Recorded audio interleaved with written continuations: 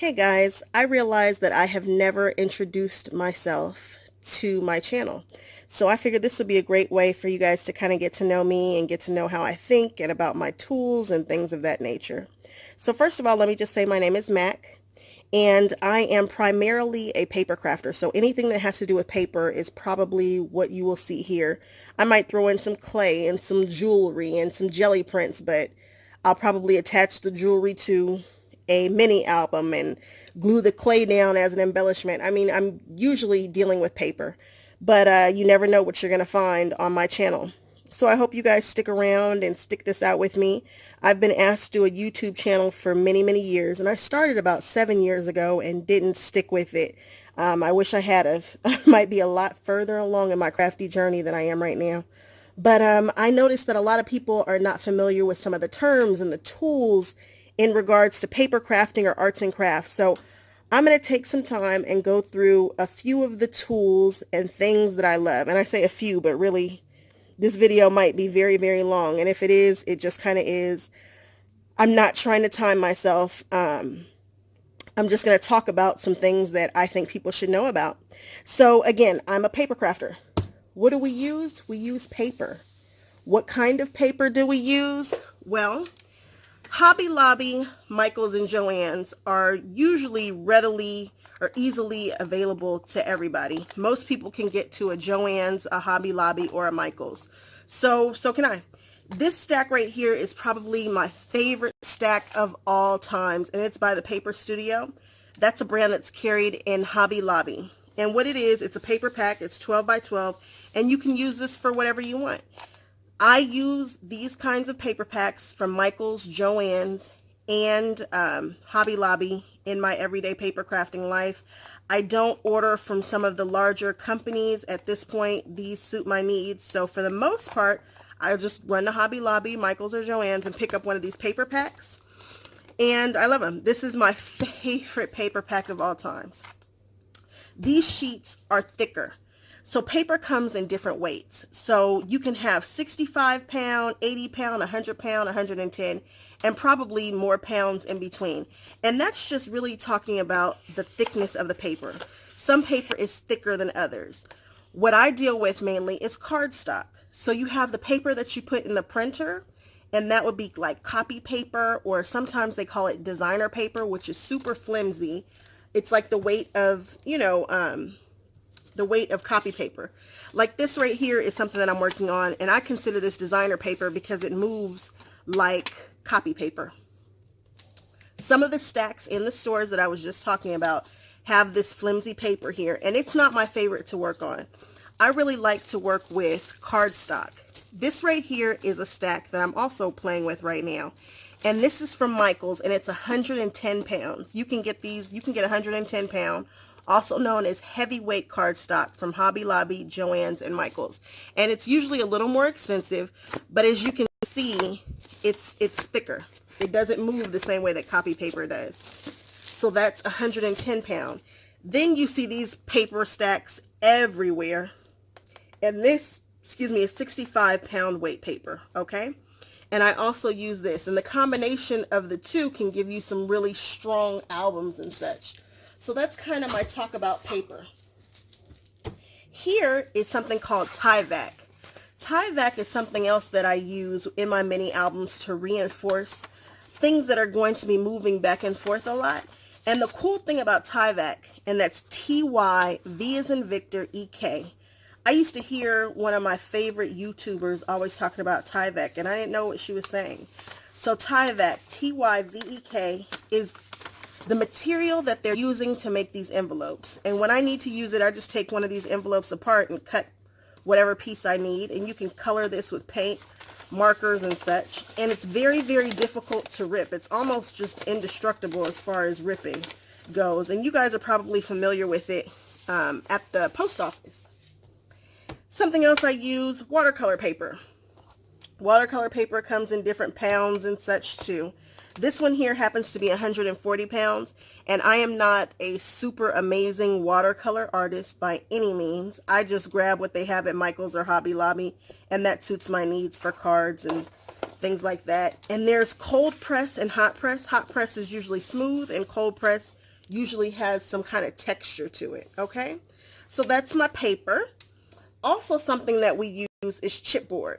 Now, chipboard, for the most part, is what you see on the back of your pieces of notebook and stuff like that.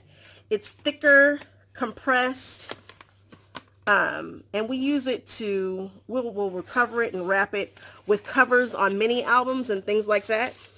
So that's chipboard. You can also use cereal boxes to substitute chipboard. You can use a box like this. If this is the right size that you need, do not feel like you have to go out and buy all the things. My collection, I have collected over many, many years, and this is definitely a luxury. So don't feel like you have to go out and buy all the things. Some things that you might have at home will work just fine. So look into those cereal boxes and cut them apart. Nobody will ever know that it's a cereal box once you've covered it with decorative paper, okay? Now I want to talk about die cutting machines. Some of the big die cutting machines that people talk about are the Cricut. I'm going to show you mine. This is my Cricut. Mine is well loved and dusty and whatnot, but you get the point. When people talk about Cricuts, they're talking about an electronic die cutting machine. You plug this into your computer or your phone and you can tell it to cut, and it will cut all kinds of different files and blah, blah, blah. This is serious business.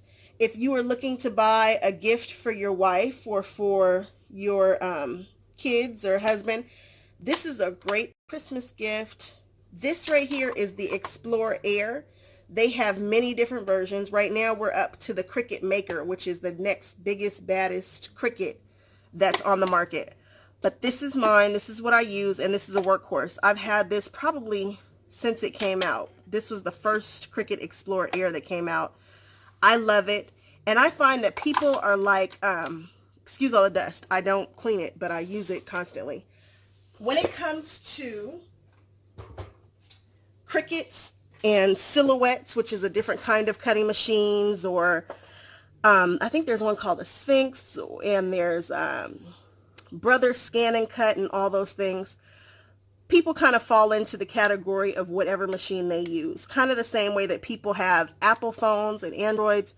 People go super hard for Apple, or they'll go super hard for their Androids, and they're like, no, this is the best machine, yada, yada, yada. I only can truly speak to the Cricut. It's what I have, it's what I love, and it meets my needs. The next machine that I would purchase that I don't have right now would be the Brother Scan and Cut. And that's because it has the capability of scanning a mat and then cutting out my images. So if I were going to add another cutting machine, so I have the Cricut that you just saw, I have a Cricut Maker.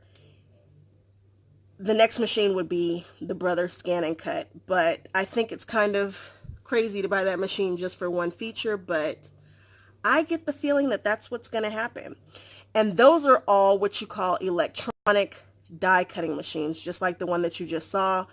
You hook them up to your computer or to your phone, or you plug them in some kind of way, and they will do cutting for you. And you can make some beautiful, beautiful things with that. Okay, so we just talked about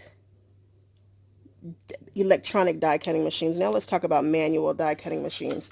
This one here is an oldie but a goodie. It still works perfectly, therefore I don't see a need to get a new one. And this is called a Cuttlebug, and this is a manual die cutting machine. Before the Cricut, this is what people used to use. You make a sandwich with various platforms. You stick them here. You stick some paper on here. This is what's called a die. You might see these in the stores in the paper crafting section and not know what they do. They are dies. They have these little ridges that you can feel with your hands that don't cut your fingers, but through the pressure of the rolling balls will cut right into your paper and give you exactly what you see here. This is usually a lot smaller. It usually can only do smaller sized projects. It can't go as large as the electronic die cutting machines, but nonetheless, you can get perfect shapes and things with the various dies. These dies are, I don't know, they range. You can catch a die on sale for a few dollars all the way up to $25, $30 just for a die. They have different ones, thick ones, thin ones, but just so you guys know, there is something called a Cuttlebug. They still sell these in the store. They look a lot more modern now. They still work. I still use this for doing things like embossing and cutting. So embossing would be making impressions in the paper. So you can roll that through this machine and it'll make an impression in the paper too. So these still work and not a bad buy. Okay, and the next thing that we're going to talk about real quick are adhesives. If you are a paper crafter or getting into paper crafting, adhesives are very important. I have changed my favorite glue this year to this one here, which is Art Glitter. The brand is Art Glitter, and it's called Just Some Glue Designer Dries Clear. It's an adhesive. This is the best paper to paper, paper to wood, paper to vinyl. It's so weird. Everything that I have thrown at this glue has just knocked it out the park. What I really love about it is that if your glue seeps out the edges of your paper, you just wipe it with your finger or a towel and it dries matte and clear. You can't see it. So if I were going to invest in some glue, this would be the glue to get. I really believe in this glue right here. It's taken off in the paper crafting community. And you can get one of these little nozzles here that comes with a steel pin that goes down inside. And it will last you a long time. You'd be surprised how long this bottle lasts. I'm a serious paper crafter and I don't have to refill this bottle very often. So I can't say enough good things about this glue. There's no sense in me even really talking about any other liquid glue because for all my liquid glue needs, I'll be using that. I don't have the space to have all the glues and all the things. It's just easier to find something that really works, grab it, and be done with it. Next, I want to talk to you guys about score tape. Score tape is double-sided tape. There's a particular brand called Sukwang. This is the tape right here. Sukwang, and it's score tape, and it comes in various different sizes. Sukwang is a little more expensive than the tape that I prefer. I use this tape by Scrapbooking Made Simple. I love it. I can run up to the store and grab it. She's local. And hers comes in various sizes. It does the same thing, if not better, and it's cheaper. So I keep them around. The size that I use the most would be the 3/8 inch. I do a lot of 1/2 inch gussets on my mini album and scores, and so I just find that the 3/8 inch, if you're getting some, is where you should start, in my opinion. And then from there, you can get your larger sizes. I find that if you have 3/8 an inch and another larger size, that's cool. This will last you a long time depending upon what you're doing. There's a lot on these rolls and I'm just in love with it. So I try to keep quite a bit of this stocked up. Again, it's double-sided tape, so it's sticky on both sides. And if you're paper crafting or doing bows or just about anything, I think everybody can use a nice roll of double-sided tape. Next, I want to talk to you guys about tape runners. I know you hear people say tape runner all the time, and this is my favorite tape runner, and this is by Tombow. This is the mono permanent adhesive. They also make semi-permanents and I believe dots and all that. This one here is easily available at your Michaels or your Joann's. I like to get my refills in the 3-pack using one of Michaels coupons, 40% and higher, because they are a little bit expensive, but I like to have these around. All you do is take it just like whiteout tape or whatnot, and you just pull it and then it leaves back some tape. It's great. It's double-sided tape and it's very, very convenient and it's pretty strong. Now, after you've kind of gotten these, which are your basics, here is the big boy. This is the Advanced Tape Glider. They now sell these at Michaels. They were originally used for framing, I believe. It's heavy duty. There's a lot that comes on the roll. And you have to figure out how to, you probably have to watch a YouTube video on how to put your tape in. But when you're doing big projects like big mini albums, or you're mounting something, this just works so much faster. So there's a trigger here, and you pull the trigger and you just do that, and it leaves a line of tape, just like the other tape runner, but it's bigger and it's badder. And it's an expensive item. It's definitely one of those items that I would get with a coupon from Michael's. I don't recall seeing this one at Joann's or Hobby Lobby, but that's not to say that they don't have them. I think I purchased mine though at Michael's. I know for sure they have them, and it's definitely a coupon item. Try to get this with a 60% off or a 50, because I want to say it's about 45 bucks on its own. And if you start with the double-sided tapes and the advanced tape gliders, I recommend you have this new product. This new product is called Undo. It's newer on the market. Not a lot of people know about it. Undo is some kind of special sorcery, I'm telling you guys. With these, the tapes, not the glue, but the tapes, you can pour this on your paper and peel up the paper. But then it gets better. After you let it dry, you can put it right back down. So with tape, you kind of got to be careful, because it's somewhat one and done. You put the tape down, you put the paper down. If you put it down crooked, uh-oh, it's stuck there. This changes that. You put it down, and it's some kind of like oil or something that evaporates. I don't know. But you'll be able to reposition it, and it looks like it stains your paper initially, but it really will dry like nothing ever happened, and you can replace your paper. So if you have these things, this is definitely something that you might want to look into. All right. Also, I think everybody should have a glue gun. I like the glue guns with the super thin nozzle, but I don't see mine right here, right this second. But a glue gun. Everybody should have one. You can just use this around the house. It's great for paper crafts, especially when you're trying to glue heavier embellishments on top. It's just something that I think everybody should have. Something else that you might want to look into are magnets. So I am getting ready to teach a class on a mini album, and I've told everybody to get magnets.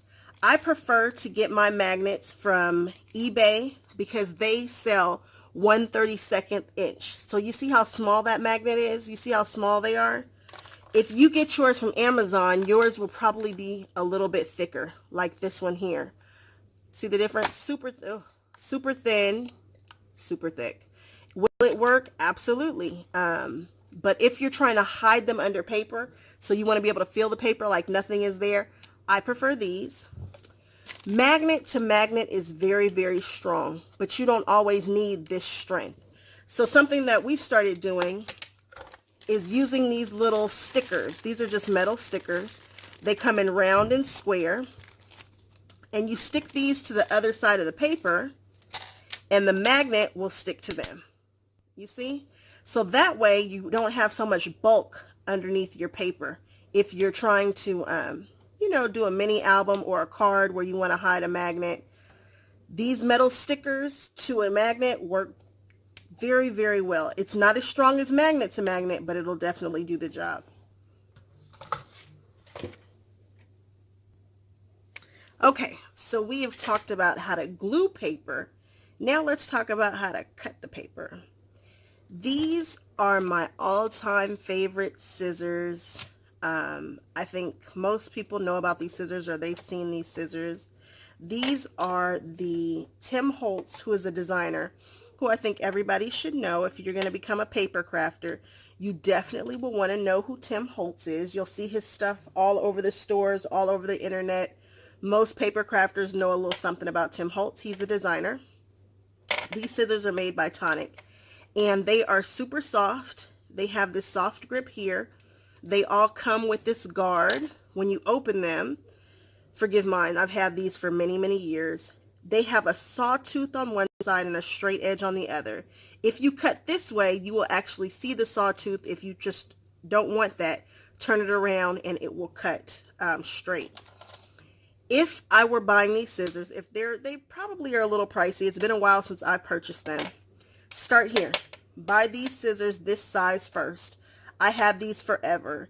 And then they came out with these little guys. And these are great for fussy cutting. When I say fussy cutting, that means if I needed to cut this rectangle out, that's fussy cutting when you cut right up next to the edge. My sister says, why don't you just say cutting stuff out? I don't know, because it's called fussy cutting, okay? So these are great detail scissors. They're the exact same. They just are tiny. And then they recently came out with the big boys. And again, it's just a great scissor. It's a lifetime scissor. I want to say they're self-sharpening, so every time you use them, they're sharpening themselves. Great scissors. They just released these with a black handle now. Do I need them with the black handle? Absolutely not. That's just excessive. Will I be purchasing the black handled scissors? Yes, I will. These are amazing scissors. You can't go wrong. They are a little more expensive, but you know, I feel kind of funny about recommending top of the line stuff right off the bat. However, scissors are something that you can use throughout your house. They're a really good investment, and if you start off with funky stuff and not the best quality that you can afford, you'll be wondering why you don't get the same results. And that might sound crazy to some people, and I'm not saying go out and buy Faber-Castell pencils or Copic markers right off the bat. But I am saying buy the best that you can afford so that you can at least start to see your stuff do what it's supposed to do. Because on many an occasion, I've bought something inexpensive and it just didn't work right. You buy something that's a little more expensive and you're like, oh, that's why it didn't work. It was the actual product. It wasn't a user error. I digress. Another pair of scissors that I use are by Fiskars. I think they've changed the color of this handle, and I want to say they're called diamond tip. They go all the way to this point and it will cut all the way to that point. I love these, especially for fussy cutting like I was saying before. There's nothing to be on the outside of my hand. It's spring action here, and I love these scissors. These are another pair of scissors that I use quite often. Good stuff. Now these here are some blades, X-Acto knives, things like that. Same difference, except for these are called pin blades. I like them because they're retractable. You just hit this button here and they just go right back in. I use them like a pencil. They have different edges on them. As you can see, this one right here has got a curve. The yellow one is straight. And this blue one here has a different edge. Now, I don't know what all of the different edges are for. Don't do that. That's dangerous. But I know that I love them. They're great. They're really inexpensive. I think you get all three for probably less than 10 bucks. And when they get dull, I just throw them away and grab another pack. You can get these on Amazon. You can walk into Hobby Lobby and get those. They are just great to have. Next, let's talk about trimmers. This is the first trimmer that I would suggest buying. I like it because it's got this metal bar here, and so you can't really mess this up. You're not going to go crooked. You're going to stay right here and back and forth. It's nice and smooth. This is also an item that is easily, you can just walk into a store. It's available at Joann's, at Michael's, and probably Hobby Lobby too. It's made by Fiskars. I trust that brand. It also has a score blade that you can get with it. And what that means that instead of cutting into the paper, it's got this rounded tip here. And it's soft and it makes an indentation into your paper. And you can put that on here and use that as a scoring tool. It's got this swing arm. Again, I'm short on space, so everything that I have usually has to compress or compact down some kind of way. The drawback about this one is when you get to about 7 1/4. Where is it? You know, it's lost over there. I don't love that. And so when you're working in this area, it gets a little gray. When you're working in the 6s, it's a little funky. But other than that, I think this is a pretty freaking awesome trimmer. I use it quite a bit, and I'm happy that I have it. Now, do you need multiple trimmers? I think you do. You don't need them right off the bat, but you'll probably find that you want multiple trimmers. That trimmer is lovely, but it does not cut chipboard, my thicker materials. For that, I use this. This is my Caterpillar Crop. I love this trimmer. It is a workhorse. I use it for just about everything, including paper. I can't tell you how I go between the two of them. I just kind of feel it. Whatever feels right at that moment. If I'm standing, if I'm sitting, it just depends on how I feel, which trimmer that I use. Now for my chipboard, I definitely have to use this. You just apply a little bit of pressure here, and it's self-sharpening. It has a lifetime warranty, goes back and forth. It's smooth. It's a rotary, so it's just a blade that's rotating like that. This also has a swing arm. Again, they have one that just stays large, but I don't have that kind of room.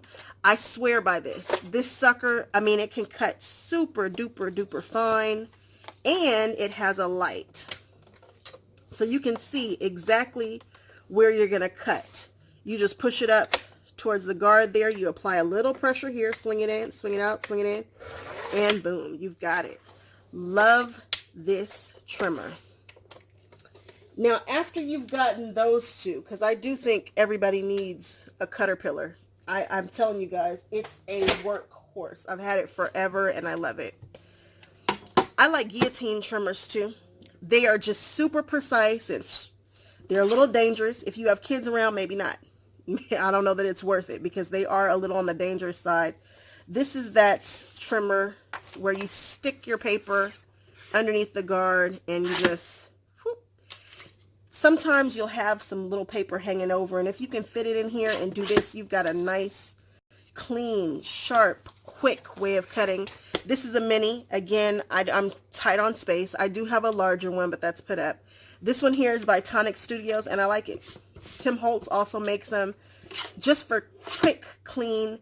I have some cards that I make where I'm just using scraps, and I'm just cutting them, cutting, slicing down at various sizes. This is just fast. And I like the way it sounds. Doesn't it sound super official? It does. So a guillotine trimmer would be the trimmer that I suggest you purchase after you have your base trimmers.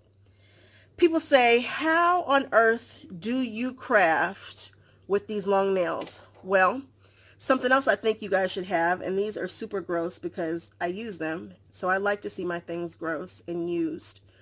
These are by Tweezerby.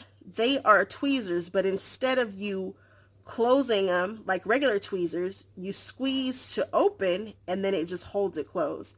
I use these every day, every single project. They're like an extension of my fingers. Tweezerby. I have some other ones, but these Tweezerbys right here, they're strong. It's a strong open. It's a strong close. They just feel probably the sturdiest that I've ever felt. So again, these are Tweezerbys, and you can get these at Michael's also. Something else that you might find yourself needing is a bone folder. This particular bone folder is expensive. The first time I saw it, I said I did not want to pay, I think it's like $20-something for this. I didn't want to pay for it. I get it. It's just a little tool. You don't see the purpose. However, if you are folding paper constantly, you will need something to crease the paper. Creasing it with your finger does not always work. And you want a super strong fold. You fold it over, and this is simply what the tool is used for, just creasing the paper. Sometimes scoreboards, let me show you a scoreboard. Scoreboards will come with a bone folder. Come on out of there. This one here is plastic. This one here is Teflon. All I can tell you is that these plastic ones will scratch your paper. If you're using 65-pound weight paper, you will see the indentation from this on the paper. I don't know why it happens. It just does. Can you get away with them? Absolutely. If you don't want to spend $20 on a bone folder, I completely understand. However, this does not leave any marks. I don't know why it doesn't. It just doesn't. It's heat resistant. So if you're heat embossing or you're working with a lighter for any reason, or, if you're burning your ribbon or whatever, this is just another extension of my finger. I can get into small places. I can smooth things out. It is a bone folder, but I think that it's a great tool to have once you're starting to really build your collection. You won't be disappointed. You won't understand why on earth you need it at first, but just trust me on that. And since we're talking about scoreboards, this is the one that I have that I love. It's by EK Tools. You can get this at Hobby Lobby. I like it because it has eighths here. It doesn't have sixteenths, but it does have the eighth markings. They're really easy to see. Mine, of course, is dirty because I actually use my stuff. Imagine that. And it does come with this, and you can use this to score. And again, scoring is just making an indentation in your paper. So you put your paper up there. I'm putting it at the 3-inch. I'm just sliding it in that groove. And you see that it's made an indentation. Proper scoring etiquette is to fold toward the bump, and then you go on ahead and crease. Scoreboards are great to have. You can make envelopes with them. You can make boxes with them. If you are doing a mini album, you will probably find that it would be a lot more convenient to have an actual scoreboard, or you can use a scoring tool on your trimmer, but I think you will enjoy a scoreboard. It's just fun. It's another tool to use. It's super, super duper useful. I use mine all the time when making hinges and, again, mini album flaps and things. Something else I think you might want to add to your collection, if you are doing cards, if you want to do boxes, if you want to do envelopes. This is a We Are Memory Keepers punch board. This is the first punch board that I owned, and I love it because I like to make my own envelopes because I make weird size cards. I don't do traditional cards. I like my cards to be long and thin or a square. So that means that I have a hard time finding envelopes. If you're having a hard time finding envelopes, start thinking about making your own. I use this all the time. But one thing that I didn't like about it is that if I needed to score a piece of paper, so this is your scoring guide, and it was longer than this, which it oftentimes is, I just run off the thing. And I used to hate that. When I tell you I hated it, I hated it. I still used it. I was able to make it work, but I just was beyond annoyed. Then they came out with this. And this enables you to pull this out, and this has an extension. And then you can score all the way down without running off of the thing. Same thing, except for this one here has measurements for bows and boxes and 3D envelopes too. If you were going to buy one, I don't suggest buying the original. I suggest buying this one. I think it's just a better investment. All right, something else that's super important when you are a paper crafter is a ruler. I suggest this ruler. Aren't all rulers the same? They're not. They're really, really not. This is a special ruler. Why? One of the things that I love about it is that it has the eighth marks in there. The coolest thing about this ruler, though, is that it centers on 0. Sometimes you need to find the center of your paper, and maybe it's not just an even 4 inches, so you know I can go right 2 in. This one here has this 0 marking right here, and I find it very, very helpful. Also, it has this nice metal edge, so if you need to cut something, you just toss that down and cut it like that. It also has this beveled edge here, which is great if you're using a pencil or a marker or something like that. Or if you need some help when you are scoring and you need to fold your paper, you can put this right up to where you want to fold it, hold it down and fold it over, and then pull this out, and then you can fold it. That beveled edge has saved me many a day. This metal edge has also saved me. I love this ruler. Another ruler that I like is this ruler by We Are Memory Keepers. You will see these brands in the stores constantly. We Are Memory Keepers, Fiskars, good products that I trust. I like this one because it has the markings. Again, it has the eighths on this side. It also has a place for me to hold. I have long nails and sometimes they get in the way, but my nails aren't going anywhere, so my tools have to work for me. And I'm able to grab this. You can also mark with these two things that slide up and down where you need to. And the coolest thing is that this has a grip on the back. So sometimes when I'm using this, I start sliding all around. I'm not going to do that with this. Not with this one. You place it on there. It's got this metal edge, and it also has a beveled edge on the other side. This is an expensive ruler, so I suggest you get this ruler with a coupon, a 50 if you can. I want to say this ruler is about $25 in the stores, so check them out. Okay guys, now let's move on to probably one of my favorite topics. This is where I started. As a child, I used to beg my mother for rubber stamps, but rubber stamps were expensive. Look at this. This is an old school rubber stamp.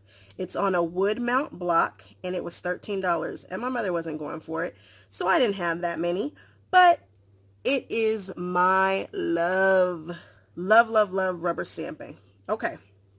So with that being said, rubber stamps have changed quite a bit over the years. Nobody has room to store these. Where are you going to put all this? This is a lot of wood. And matter of fact, this is one of the newer wood mount stamps, and it's got a sleek thing here, but no. Also with this, when you're trying to stamp, how the heck do you know where it's going to stamp? That was the issue. So they moved on to these here. This is clear, and it is also a stamp. It is not rubber. This is photopolymer, and this is by one of my favorite brands for stamps. They make the layering stamps that you see that are so pretty. If you want to see a really cool demonstration of layering stamps, look at my tea party invitation. You'll see me using some layering stamps.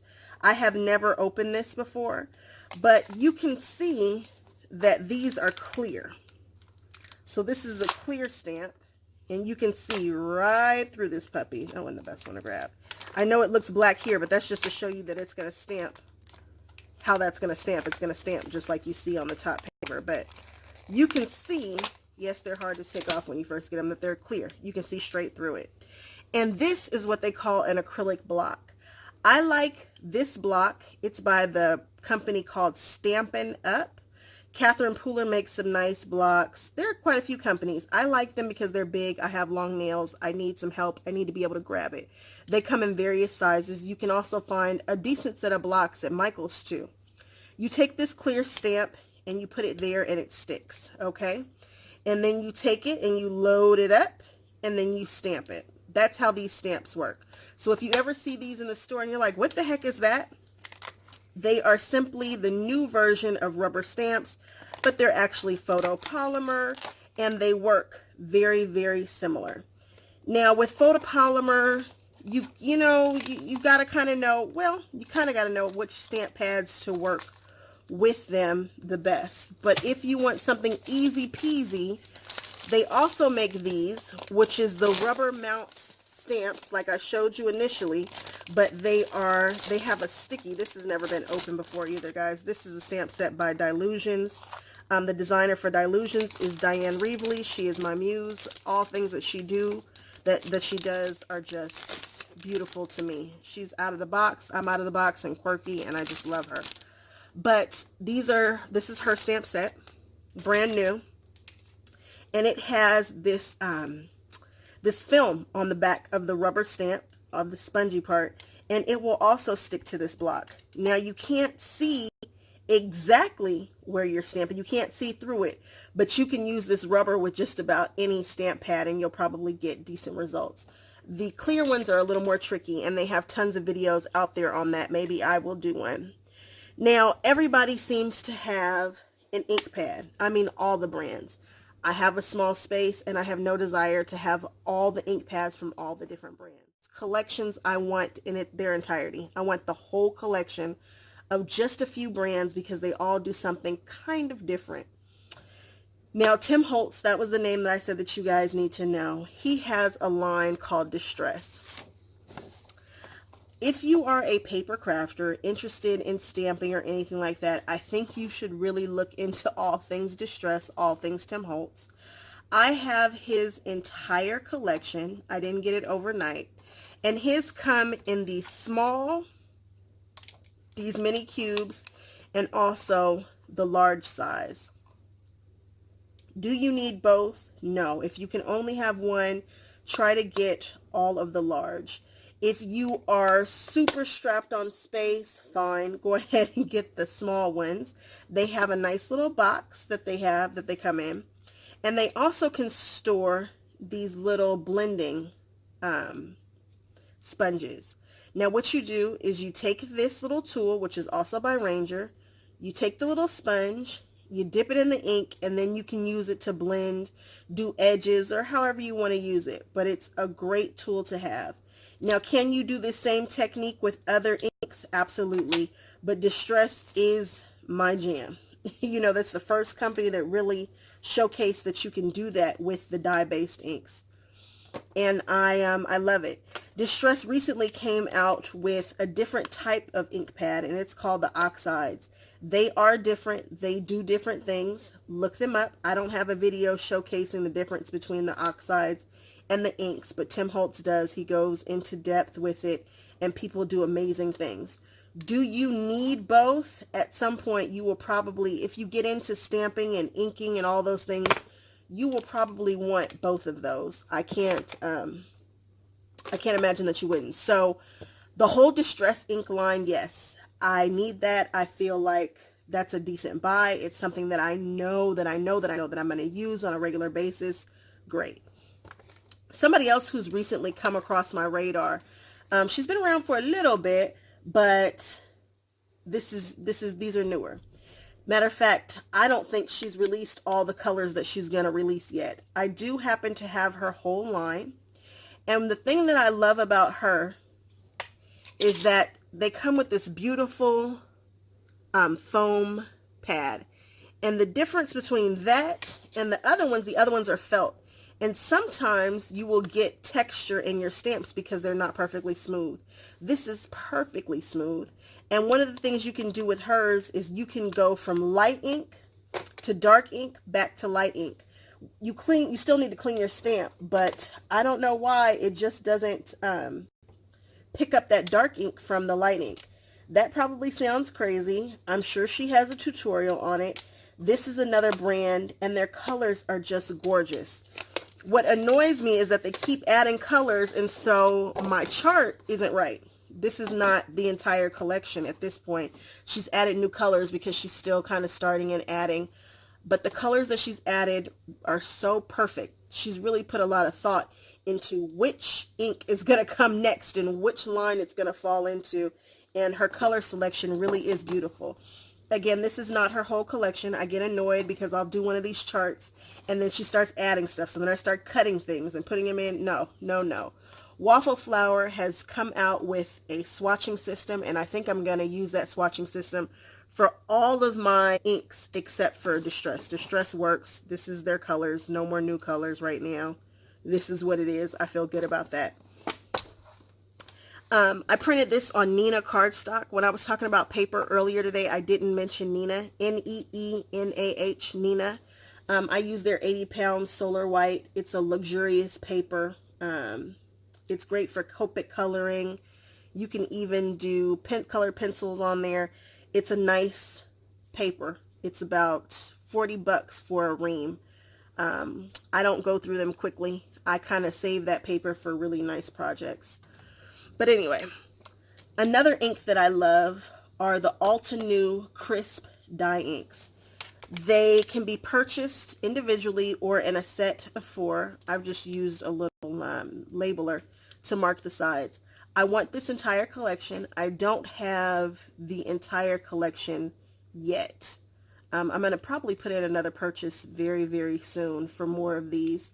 They come with colors that coordinate. So if you look at these stamps here, there are layering stamps. So you stamp one down, then stamp another one, then stamp another one. And then it gives you a beautiful, beautiful depth to your image. And they make it easy. These colors all perfectly coordinate with one another. They come in a set. And they have tons of these sets of 4. And I actually want this whole set. I don't want them in the minis. I just want them in this larger set. But I do want the whole set. When you're at Michael's, you will see stamp sets. You will not see Altenew stamp sets. This is a high quality, really, really nice stamp set. But you'll see things like, I think, what's that girl's name? Kelly somebody. You know, you'll see inexpensive stamps. You'll take them home, you'll try to use them, and they won't look nice. You won't have a nice, beautiful impression. And one of the ways to get a really, really nice impression is to use a really, really good quality stamp pad. If you want to see your stamp pads go further, if you want to see your stamps go further, I suggest you try VersaFine Clear. This is a beautiful ink. It's a pigment ink, but once it dries, it's waterproof. So you can use this with your watercolors, with your watercolor pens and watercolor pencils, and you don't have to worry about it bleeding once it's dry. I bought this entire collection. I stand by this VersaFine Clear. I am not sponsored by any of the companies that you see here. Not one company is sponsored me, and that's okay. I don't mind purchasing stuff. If it's good, I'm all for it. And this stuff here that I'm telling you is indeed good. If you haven't gotten a chance to check this out, it's brand new. It's probably only been out this year. They introduced it at the Craft and Hobby Association big convention this year, and I think that it is one of the most beautiful inks, and it really takes your super cheap stamps far. It looks great with that. I will have to do a example of what a cheap stamp with this ink and a cheap stamp using ink that you can buy in the stores looks like. If you do any Copic coloring, you cannot use this or any of the inks that I've shown you here. Yeah, because I haven't shown you any black inks by any of these lines. Actually, I think they have one that you can use. But anyway, my go-to ink for black stamping is this one here. It's been my ride or die forever. I don't see the need to change it. For what? It's not broke. And this is Tuxedo Black by Memento. You can pick this up at Michael's. Okay? Stamping is my jam. I know I spent a lot of time on that, talking about the different inks and the brands, but I can't have all of the things. I don't have a desire. I don't have the space. I just want nice stuff that works, that I trust. These Altenew Crisp inks, I trust that brand. I love their stamps. I think they make some of the most beautiful stamps ever. Catherine Pooler, I love her stuff. If I look at her website, those cards they look most like cards that I would want to design with beautiful, vibrant colors. She's really nailed it. I love the brand. The only thing I don't like about Catherine Pooler is her shipping policy. I had a cart full of $300 worth of ink, and I did not get free shipping. I want to say I paid $30 in shipping, which almost turned me off. I'm glad that I went through with the purchase, though, guys, but her shipping drives me up a wall. But small companies can't always eat it. I wish she would have, though, on that $300 transaction, but I digress. I bought it, and I continue to buy from her. And she has nice stamps, too. So, I guess it's okay. It's okay. I'm not mad about it. I'm just saying. I do love her inks, and it's actually worth that ridiculous amount of shipping. Yep, guys, we are still talking about stamps. Something I think is pretty freaking cool is being able to make your own stamps. And the Cutting Cafe has that ability. This is my brand right here. It says Couture Crafting down here at the bottom. I know I've rubbed it off, but it's awesome. If you want a stamp that says something specific like hello from Sarah or hello from Deshauna or whatever, you can have it custom made by the Cutting Cafe. And it's super duper reasonably priced. Mine is a 2-step stamp, but what I want to show you are these 2 stamp positioners. Another tool that is awesome that goes right along with these new age stamps that don't have the blocks attached to them are these tools. This one came out first. This sucker is expensive. It was the first one to ever come out, and it set the stamp world on its toes. I mean, it just was genius. And basically what it allows you to do is you go on ahead and put your stamp in. This is a very, very light overview of what this really can do. But you put it in and see it sticks to this door. So if I don't get the best impression the first time I stamp it, I can go back, re-ink it, and stamp it again, and it's going to drop down in the exact same position. These things here are magnets that hold your paper down. This here has an 8-inch span by 6 inches. This is the Misty. They have a smaller one and a larger one. Again, this sucker is expensive. I want to say I bought this for about $75. After she came out with that, Tim Holtz came out with his version of a stamp positioner. And I think that he actually, honestly, if I'm giving my 100% honest opinion, I think he improved upon the design a little bit. This can hold a full sheet of 12 by 12 paper. And instead of, that one had foam in the bottom, so whether or not you're using the rubber like I showed you or the clear depends upon if you leave the foam in or you take it out.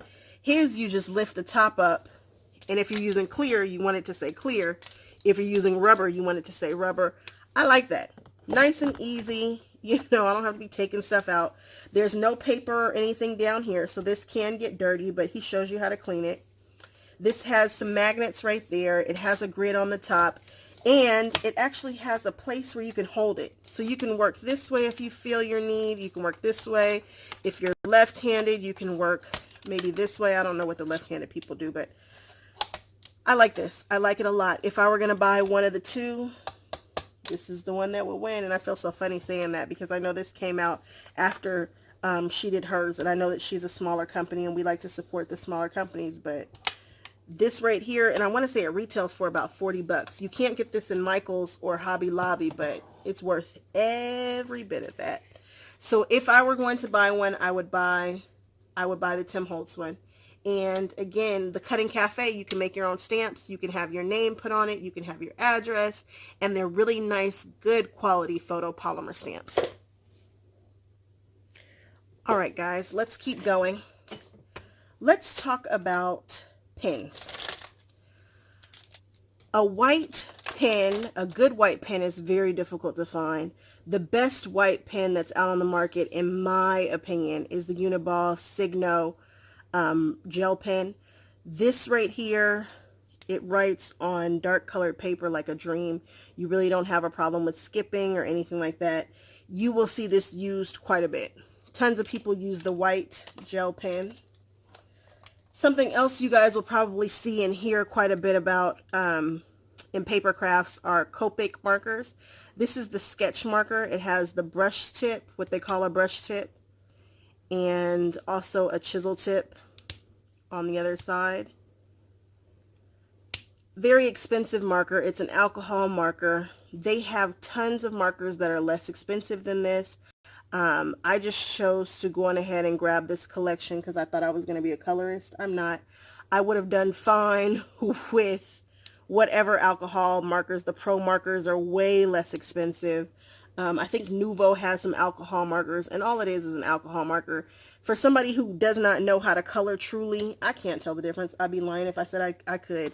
But I do have the Copic markers, and it's an alcohol-based marker. And alcohol markers just blend like a dream. And that's why people use them, is because you really can't see where you start and you stop unless you want it to. Tombow markers, you see these in the stores. I'm going to tell you now, if you want to get the whole set, do not think that you can buy all of the sets and it will equal the whole set. I did that and I have like 7 duplicates of like 20 different colors. Don't do it. But I did eventually get the whole set. These are water-based markers. Again, for somebody who really doesn't color all that much, but it's something that you might want to look into. Paint pens. These are the ones with the ball inside. These are by Posca. You can get these at art supply stores. They are pretty cool.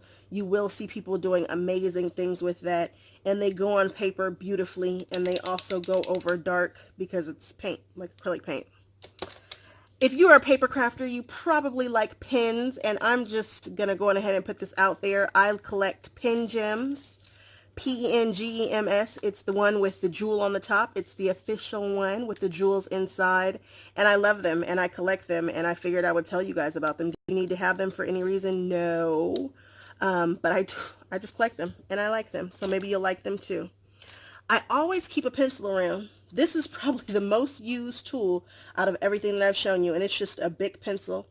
It's mechanical, and I jot down all the notes all the time. I write on my paper. I write the dimensions. It erases really well. It's just a pencil. You should have one. Also, I keep my gel pens, the Jelly Roll gel pens, in these cases that I got from Amazon. And I love me some Jelly Roll pens. If you want to color with them, if you want to write with them, whatever you want to do, they're smooth. I don't have issues with them skipping. If you want to get the whole collection, I suggest you use a coupon and kind of buy them one by one at Michael's and Joann's. If you're a paper crafter, you probably like pens, and jelly pens are my jam. Also, I have fine liners by Staedtler, and I keep them in my larger case here. And then I also have some Prismacolor pencils. I have some Faber-Castells. I have the whole line of those, but those are in the nice pretty case that they came in. And I'm not even 100% sure that I've ever used them, but I just had to have them.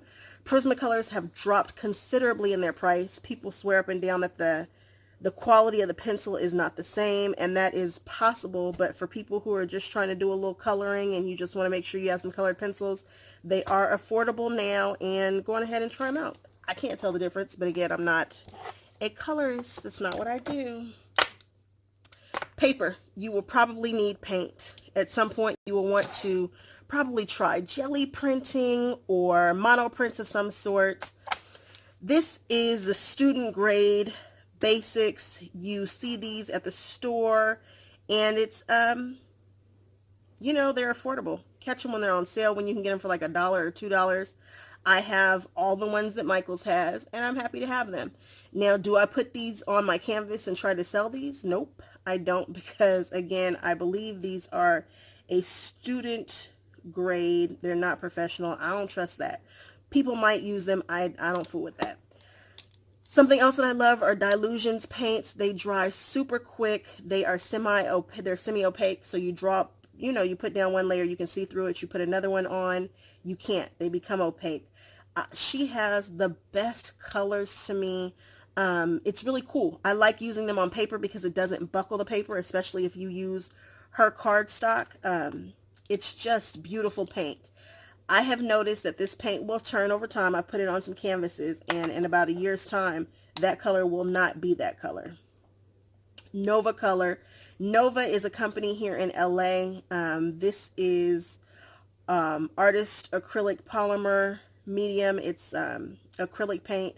It is professional grade, and it's beautiful, and it's super inexpensive. I got all of this for $6. This right here is equivalent to Golden in my opinion. And Golden is very, very expensive acrylic paint, but it costs way less. Also, something you might be interested in are pan pastels. This is just a pastel. I use them like makeup on paper, on my teddy bears, on my things. I love this stuff. I see people doing beautiful paintings. It's just a really fun medium to play with. This pan pastels would be the cream of the crop, or you can get Pebbles online on Amazon. I think everybody should get Pebbles just simply to have the little tool that comes here with it. And of course, I'm not going to be able to open it on camera. The tool that comes with it is so perfect for applying chalks. I actually use that tool with these little things in my pan pastel sometimes.